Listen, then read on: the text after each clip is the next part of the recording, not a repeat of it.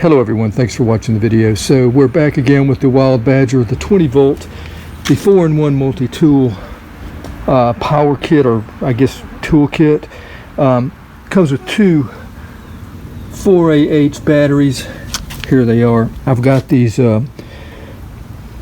semi-charged because I used it with the hedger earlier. I have a video on that as well. Pretty satisfied with that. Cuts very good. But I'm not going to go into too much about that. You can watch the video if you're interested. And it comes with a fast charger, which is really not so fast. I think it took about 4 hours to charge. Today we are going to try out the pole saw attachment. Here's our pole saw that we're going to be putting together, and we're going to try to use this at the end of the video, weather permitting, that is. This came individually boxed, as well as the other tools were individually boxed inside the main box. And then we have the main unit here that the pole saw will go into. I don't know the measurements. It doesn't say that on the instructions, nor does it say how long the bar is. So I've got a tape measure, and we will measure that. All right, so here it is measured. So I'm guessing probably like 8 inches. That would be once it's in the once it's installed in here. The cut would probably be 8 inches. I don't know. Maybe you could say 9, but that's what that's about. As far as the length of the pole, I measured the length. We're at 33 inches, and that's not including the bar or putting it in the main unit. So still, it's not going to be reaching really extended heights, for cutting. But it's probably for low-lying, limbs and stuff. You want branches you want to cut off. It might be sufficient. We have the oiler container for the chain. We have a nipple here where we can lubricate, and I'm thinking about 20 hours you'd need to lubricate that. Go over the instructions if you want, but I think I read 20 hours of use, and that's a white silicone grease is what you'd want to lube that nipple with. We have one nut here that holds on the chain guard. Okay. All right, there's the sprocket. Okay, here's our chain out of the bag. Here's the bag. There's the number. I don't know what that means. Still don't know the length of the bar or chain. In case reordering, we need to know that.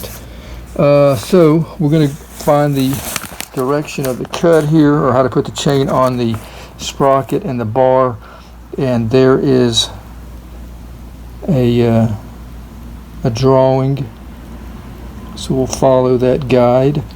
Okay, so what we'll do is put it in the center slot. Okay, see, I've got that lined up there. I'll need 2 hands for this. Let me set you up on a tripod. For putting the chain on, we're going to find the direction we need to go. Here's another little example of it right here. So I know that this is the correct way, and I'm just going to put it on the bar.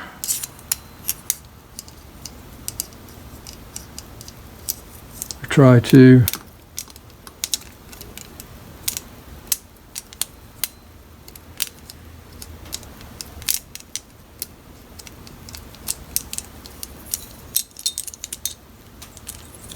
May need to wear gloves. Okay, so now we need to put it on the sprocket, and we're going to line it up like I showed you right in the slot. I don't know if these will line up exactly. May have to make an adjustment, but let's go ahead and put it around the sprocket. So, okay, there we go. Now, yeah, it's not lining up with the adjustment. So I'm reaching right here and grabbing that adjustment and turning it till it lines up the hole here. All right, so here we are. We're not lined up yet right here. I have to continue to turn that adjustment screw there. And I'm turning that away from me, and it's getting closer to lining up in the hole here. Okay, there it is, lined up.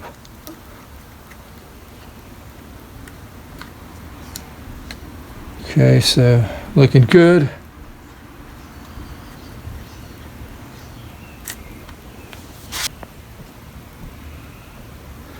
All right, let's grab our cover. Put that on. Grab our nut. Okay, so here's where we're at. We've got the nut just holding on the cover. It's not tight at all. The reason I'm not tightening it yet is because we need to make an adjustment. The chain is too tight on the bar, and I just hand tightened the adjustment knob that you saw there. So I need to loosen it now so that we can have a little play here, center point of the bar, and just a little bit more than that. Maybe I can do it. Now I need to go back with the screwdriver. This is what they provided to tighten the nut and the screwdriver. So I'll go back and loosen that right there, but I can't do it with my hand now. So all right, so we'll loosen this just like a quarter of a turn. Yeah, there we go. Okay, now let's tighten this all the way. Yeah, it's still good, still good. And we'll get her nice and snug.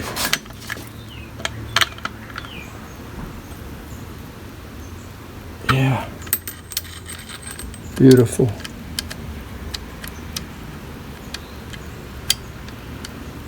Okay, so there's a little oil on here. All right, so the chain has been oiled. Now what we need to do is put some oil in our little canister here and bring it up to the proper level. So we'll need to find some bar oil. Next, we're going to add our bar and chain oil. I'm going to try this Pro Select Premium. We have a minimum line right here and a maximum right here for the oil. I'm just going to put the minimum amount in just to test the saw today.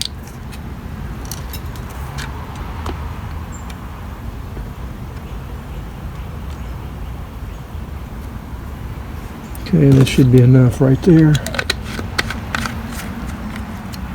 Okay, now that we have the chain oil in, we're going to put our attachment in place to the motor section. We have a hole that's going to line up right here, and this sleeve. I just have to pull this out, push the, we've got a, yeah, thumb screw is loosened. Okay, yeah, let's line up the hole. All right, so it's locked in place now, and secure it more, just use a thumb screw here. All right, so we're good. All right, final look here before starting the saw. Just want to show you that we have the grease fitting here. That's white silicone grease. You'll need a grease gun for that. Every 20 hours, I think, is what they suggest to put the new grease in. Here's where we adjusted the bar at to put the chain on. Again, the chain cover here, bar cover, held on by one nut. We've got that nut secure. I wanted to show you, adjust the oil right here. If you're not getting enough oil, I'm not sure. I guess you would loosen it if you're not getting enough. And if you're getting too much, I guess you would tighten it, but I'm not exactly sure about that. All right, so let's put our batteries in place. Okay, so these batteries only have 2 bars left. On both of them, we already have one end. What you do is you just slide it in position here in the slot, line it up and slide it. Okay, and then just kind of snap it in place. Let's give it a try.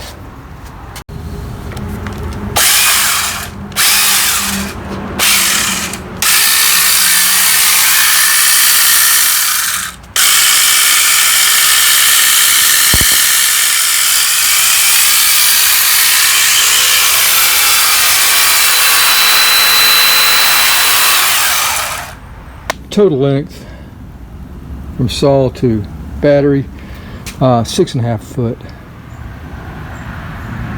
We've got a dogwood right here, a bunch of dead limbs on it. We're going to try to get these guys right here, these 2 right here. I'm guessing they're probably like 10, 11 foot.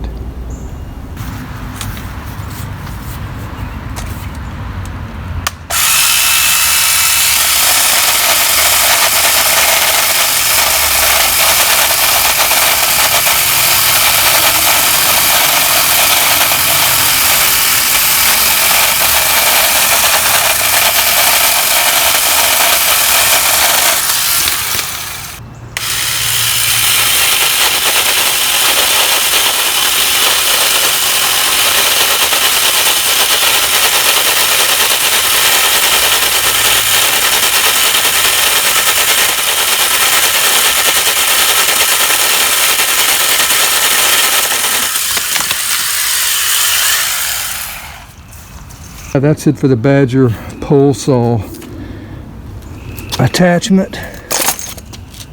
It works okay. Seemed to have a little vibration to me compared to some of the electric corded pole saws that I have. So I do have pole saws that will reach farther than this, but they are corded pole saws, and the benefit with this, of course, is that you know, it's powered by the batteries, so you could, you know, take it wherever you want to, really, as long as you got your batteries charged. I did have 2 bars, so I don't know if that had anything to do with it, you know, vibrating and just not really zapping the branch, you know, like I thought it would. I think maybe 4 bars, and it probably would. So yeah, this is part of the pack, a 4-in-1 pack, and we've tried the hedge clipper before. I have a video on that if you're interested on that as well, and that works pretty well. So I would say this is a success. Pretty happy to own this. Now the other tool attachment is the weed trimmer, and I probably won't even bother with that because I've already looked at the head on it and just really not happy with the head. I have a Ryobi 40 volt that has an easy load on it, and this one is going to have the you have to do it by hand, so I'm not interested in that really.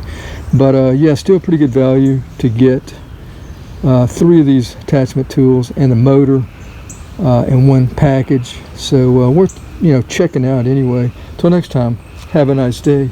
Take care.